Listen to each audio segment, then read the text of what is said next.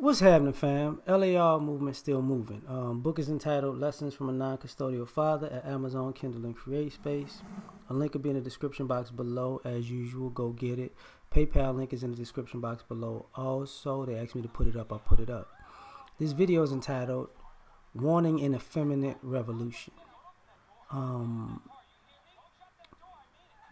What winds up happening, I crack up about, the black male, black female issue about fighting white supremacy.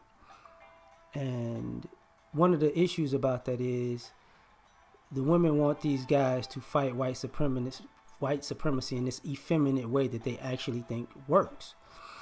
And these women have no idea about tactics, no idea about warfare, no idea about strategy. They think that, men should think like women, and they're going to win the battle against white supremacy that these women want these guys to fight. And I find that interesting because ultimately you see things not well thought out and not thought out in entirety.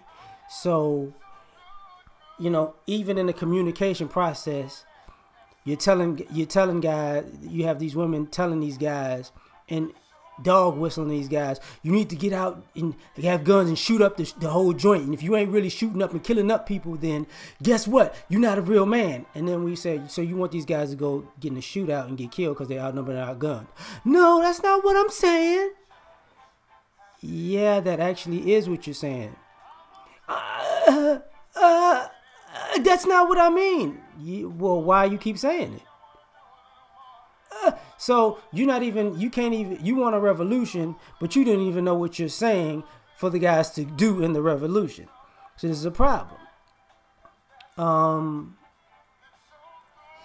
The other thing, this effeminate revolution, and the reason I made this because there was a particular YouTuber's video I was watching, and they had a even panel with men and women.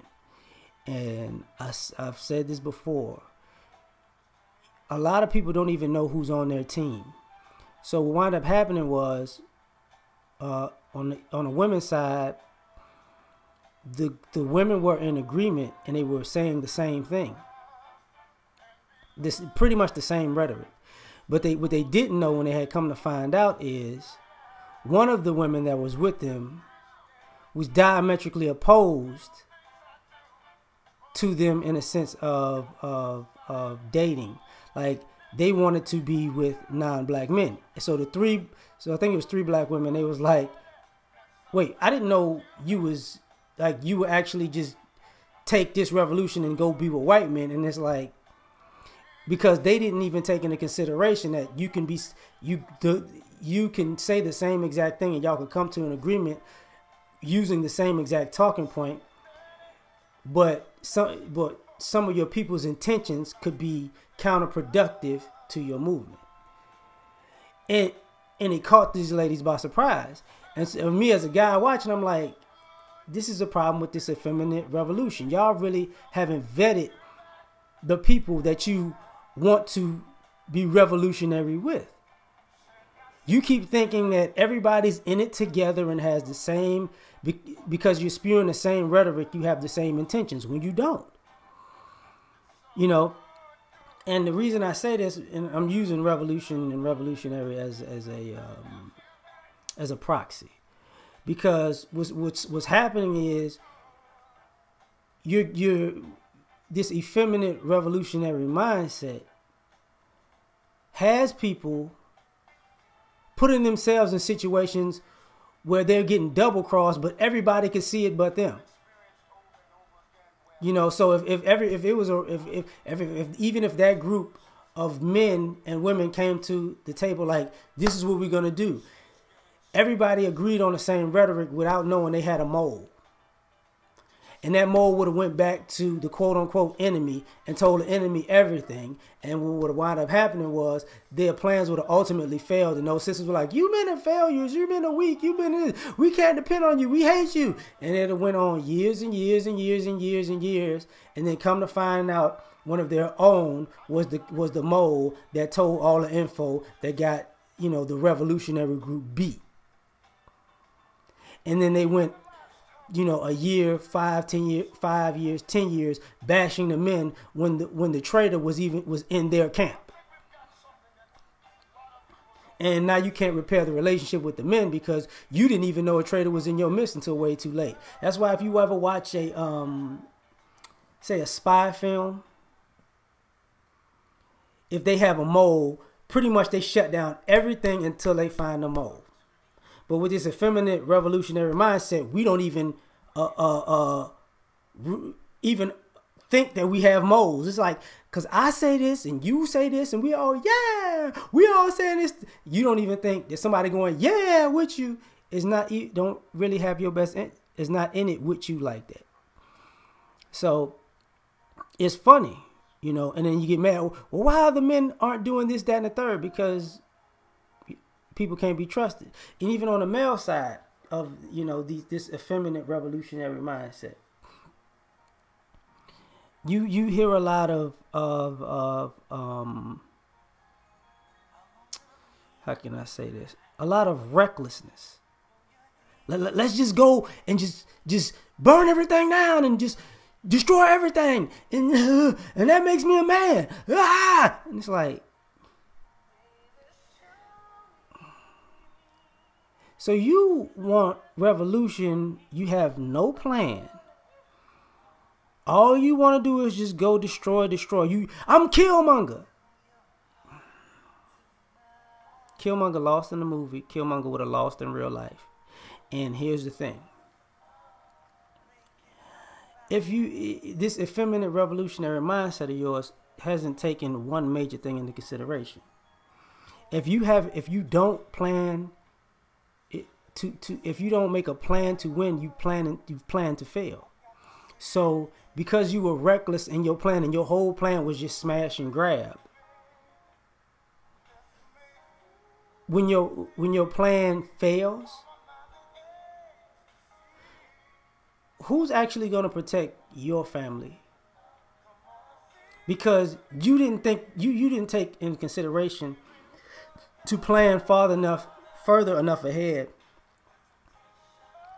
to secure, you know, the next generation or the women who are going to produce the next generation, and the men who are going to grow into the next class, the next warrior class of the next generation. It's just all smash and grab and whatever happens. While everybody else is organized against a smash and grab. And you know this because you've dealt with these people before. So, and you're not a man if you don't, you know, use reckless abandon and no strategy to just create chaos. Because, you know, what we're going to do is we're going to just create chaos, and after the chaos, and here's the problem, and that's a big problem. Big problem. And to bring this home, because with this effeminate revolutionary mindset, marriage from the female and male side is you say you want freedom and liberation, but that is a 24/7 job. See, if oppression is a 24/7 job, you should understand that liberation is going to be a 24/7 job. And both genders aren't even taking into consideration, if you want freedom, you're going to have to protect it 24/7. Which lets me know it's an effeminate revolutionary mindset, because it's, you know, we're going to burn it all down and be free tomorrow and go, oh, it's over. Thank God it's over. It's not over. That's just, that is what you saying is it's over is literally the beginning. And the problem that you people are having is people are trying to explain to you where you think the ending point is, that is actually the starting point, and you don't get it because your mindset is short-sighted. The effeminate revolutionary mindset is short-sighted. It's not long-term thinking. It's checkers thinking when it's gonna be chess that we playing. Now,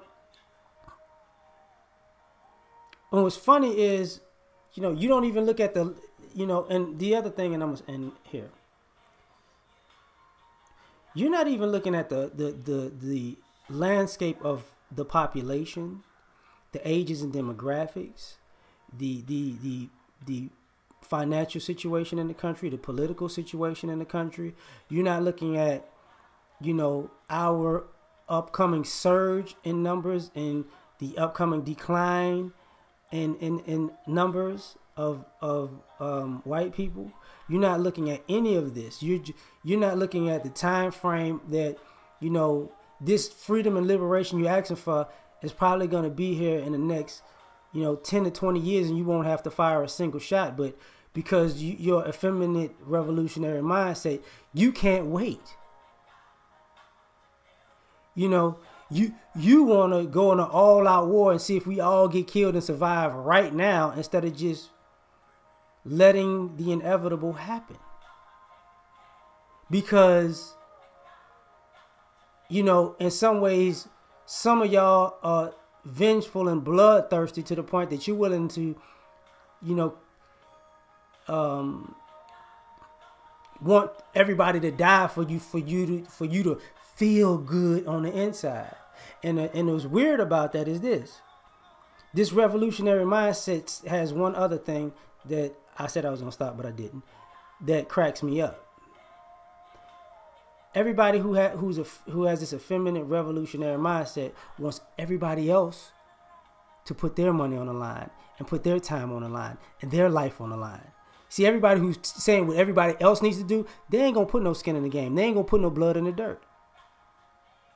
They want to watch you put all your money on the line. They want to watch you put your life on the line. They want to watch you die. If you die, they're not going to help raise your kids. If you spend all your money and go broke, they're not going to raise money for you. They're not going to take care of your family and friends afterwards. This is just a social experiment for them to feel good. I could say when I was alive, everybody died because I said so. That said we should. But I'm going to go home now because that was crazy. And I'm saying that in this soft kind of way because men and women are doing it. So I don't get it, but I'm done. We out.